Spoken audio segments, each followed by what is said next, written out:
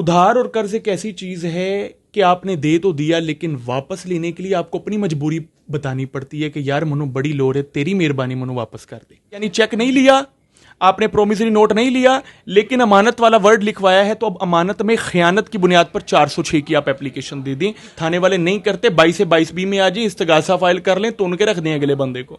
10 लाख रुपए आपको देना है, आओ तड़ा अकाउंट खुलवा दिया, पूरी चेकबुक अपने पास रख लें।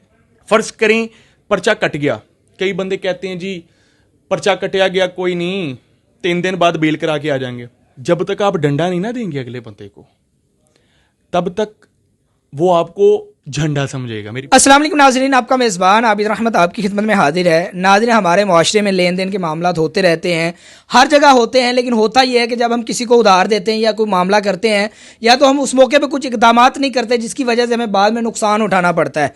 इस हवाले से आज गुफ्तगू होगी कि हमें क्या इकदाम करने चाहिए। अगर हम इकदाम नहीं करते लेकिन किसी के साथ लेन देन कर लेते हैं, कोई पैसे दे देते हैं और वो बंदा मुकर जाता है, हमें पैसे वापस नहीं करता या हमारी वो चीज़ें वापस नहीं करता, तो हमें क्या करना चाहिए, कानूनी तौर पर क्या करना चाहिए या एहतियाती तौर पे क्या करना चाहिए। आज हमारे साथ सीनियर वकील मौजूद है जिनका नाम मियां अब्दुल मतीन शरर साहब है। आइए इनसे बात करते हैं इस हवाले से कि कर्ज के मामलात या ऐसे मामलात का लेन देन करते हुए हमें क्या करना चाहिए। आइए इनसे बात करते हैं। अस्सलाम वालेकुम सर। वालेकुम सलाम। अच्छा सर, किसी को कर्ज देते हुए हमें क्या एहतियाती तदाबीर आजमानी चाहिए ताकि जब हम बाद में उनसे कर्ज की वसूली करें तो हम उनके सामने वो चीज़ें रख सकें। आबिद भाई, हम ना बचपन में पढ़ा करते थे कश्मीर की आज़ादी तक कर्ज बंद है इस दुकान से या उधार बंद है, तो हम ना बड़ा मुस्कुराया करते थे कि यार ये कैसी बात हुई, उधार देना तो अच्छी बात है, दे देना चाहिए, कश्मीर की आज़ादी की क्या शर्त है। शायद उनको यकीन था कि ना ही कश्मीर कभी आज़ाद होगा, और शायद उनको ये भी यकीन था कि कभी भी उधार देने पर चीज़ वापस नहीं मिलती। उधार और कर्ज एक ऐसी चीज़ है कि आपने दे तो दिया, लेकिन वापस लेने के लिए आपको अपनी मजबूरी बतानी पड़ती है कि यार मनु बड़ी लोड़ है, तेरी मेहरबानी मनु वापस कर दे। बाय द वे, आपके सवाल की तरफ आते हैं। आपने किसी को पेमेंट दे दी, कर्ज दे दिया, सबसे बेहतर अमल होता है कि आप उसके साथ एक स्टैम्प पेपर लिखवाएं, वो जारी करवाएगा अपने नाम पर, राइट। आप उसको पेमेंट देंगे, 2 गवाह होंगे इंडिपेंडेंट विटनेसेस, उनकी मौजूदगी में आपने एक स्टैम्प पेपर जारी करवा लिया, राइट, कि मैं ये रकम बतौर अमानत दे रहा हूं। कर्ज की बात की हद तक मैं बात कर रहा हूं, इन्वेस्टमेंट की हद तक मैं बात नहीं कर रहा, कि ये रकम मैं बतौर अमानत दे रहा हूं और ये इस तरीक तक काबिल वापसी है, राइट। लेकिन सिर्फ स्टैम्प पेपर हमारे लिए जरूरी नहीं है। स्टैम्प पेपर हो गया बहुत पुराना जमाना, अब आ गया जदीद दौर, और जदीद दौर के नए तकाजे हैं, बैंकिंग सिस्टम आ गया, चंद नई अमेंडमेंट्स आ गई पीनल कोड्स के अंदर। बैंक आया, बैंक के साथ चेक आया, चेक बुक के साथ जब चेक्स आते हैं तो चेक्स के डिसऑनर के इशू होने शुरू हुए, तो कोर्ट ने एक बड़ा जबरदस्त एक सेक्शन ऐड कर दी 489F, कि किसी का कोई चेक डिसऑनर होगा उसके ऊपर डायरेक्टली पर्चा कटेगा, राइट। कितने साल की सजा? 3 साल की सजा, राइट। अब इसमें तरीकेकार यह है कि अगर आपने किसी को कोई रकम देनी है, आप उसके साथ स्टैम्प पेपर तो लिखें, लेकिन आप उससे एक चेक ले लें। क्यों? स्टैम्प पेपर पे जब आप लिखते हैं कि मैंने इस बंदे को पेमेंट दी है और वापस लेनी है, तो स्टैम्प पेपर पर लिखी हुई अमाउंट की रिकवरी के लिए रिकवरी सूट होता है सिविल कोर्ट के अंदर। रिकवरी सूट के अंदर प्लीडिंग्स होती हैं divergent. Divergent pleadings time taking होती हैं, साल 1.5 साल तक फैसला नहीं होता। मैटर कंटेस्टेड हो जाए तो 2-3 साल तक भी केस लटक जाता है, राइट। लेकिन जब आप इस मामले को चेक में ले आते हैं, ड्राफ्ट्स में ले आते हैं, तब मामला सिविल कोर्ट की जुरिस्डिक्शन से निकलकर सेशंस और सिविल और डिस्ट्रिक्ट कोर्ट्स की जुरिस्डिक्शन में आ जाता है।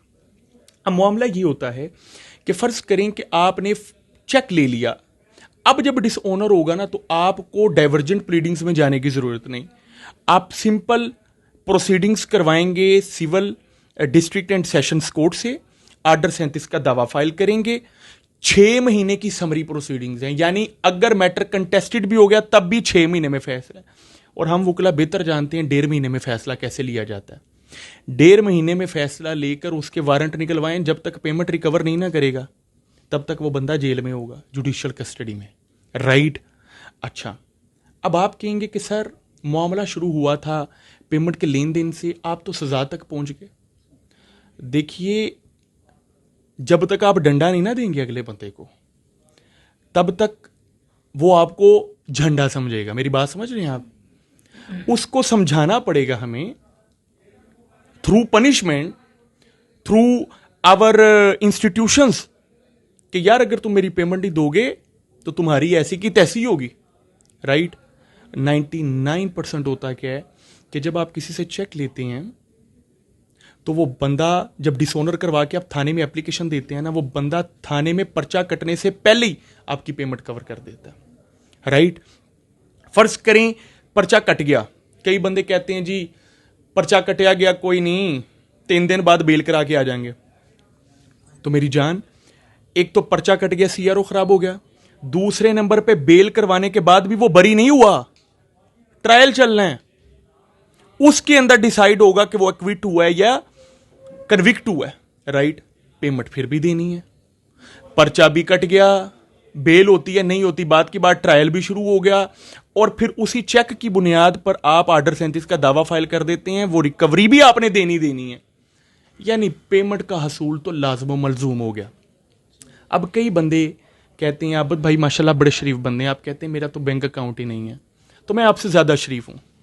मैं आपको कहता हूँ कोई मसला नहीं आबिद भाई, आपका बैंक अकाउंट ओपन करवा देते हैं, 5 दिन बाद पैसा ले लेना, 10 लाख रुपए आपको देना है, आओ ਤੁਹਾਡਾ अकाउंट खुलवा दिए, पूरी चेकबुक अपने पास रख लें।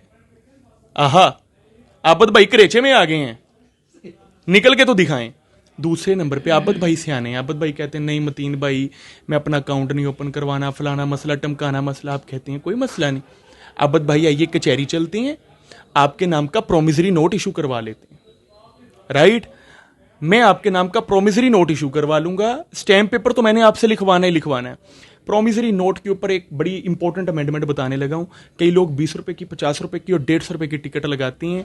नई अमेंडमेंट आई है, नए रूल्स आए हैं, प्रोमिसरी नोट पर कम से कम 500 रुपए की टिकट होगी। अच्छा, आपने किसी लीगल एक्सपर्ट से मशवरा ले लिया, आपने टिकट्स लगवाई और हर टिकट पर आपका अंगूठा लगवा दिया साथ साथ, ठीक है? Promissory note is just like a cheque. Promissory note पर भी आप आर्डर 37 का दावा फाइल कर लेंगे। मेरी बात समझ रही हैं आप? अच्छा, फिर जब आपने स्टैम्प पेपर पे लिखवाया कि मैं बतौर अमानत दे रहा हूं और वो रकम वापस नहीं हुई, तो आप अमानत में ख्यानत की 406 की एप्लीकेशन भी दे सकते हैं, वो भी एक क्रिमिनल ऑफेंस। आप मेरी बात समझ रहे हैं? यानी चेक नहीं लिया आपने, प्रोमिसरी नोट नहीं लिया, लेकिन अमानत वाला वर्ड लिखवाया है, तो अब अमानत में खयानत की बुनियाद पर 406 की आप एप्लीकेशन दे दें, आपकी वो भी एक्सेप्टेबल होगी। थाने वाले नहीं करते, 22 से 22B में आ जाए, इस्तगासा फाइल कर लें, तो उनके रख दें अगले बंदे को।